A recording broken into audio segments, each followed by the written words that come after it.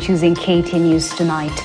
Now, President William Ruto appears to have scaled up his political attack in a bid to weaken the opposition by beating Jubilee legislators at State House in Nairobi. The meeting coming just the day after meeting about 10 ODM legislators at the same venue.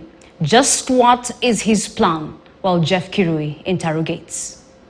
President William Ruto's onslaught on his political nemesis as Azimio leader Raila Odinga continues. A day after meeting a section of ODM legislators, Ruto today convened a meeting with Jubilee Party MPs who are members of the Azimio coalition. William and Chagua and others are hell-bent, doing everything possible to ensure that Jubilee crumbles, so that they can then be able to say Azimio is weak. Without Jubilee, Azimio is weak. You saw them trying to raid on ODM the day before. This is the second time President Ruto is meeting Jubilee MPs this year.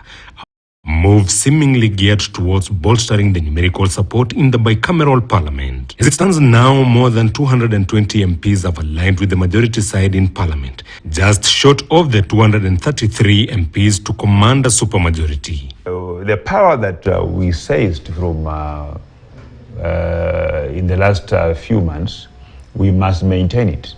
Maintaining it is that we open new frontiers. Opening new frontiers entails raiding the opposition parties. With the government set to highlight its legislative agenda and policies requiring Parliament's approval when the House resumes its sitting on Tuesday next week, insiders say the President is keen on averting resistance from the opposition. And these meetings are very important for them also to understand what is our plan, what has informed our agitation for an increased NHIF contribution, what is the rationale and the benefits for a rallying call that we need to increase NSSF contributions and improve the saving culture of this country, so that anything that is brought on the floor of the House, those who support it will support it because they are completely informed, and those who will oppose it, they will oppose it because they are completely informed, and that will be good for the country. We are going to ensure that we put on the table the issues that Mwananchi is talking about. How can you start taxing people na ile stima tulikuwa tunawasadia naye the other day? Umetumia waya ya stima kama murija ya kunywa damu ya mtu amepaka pale jikoni.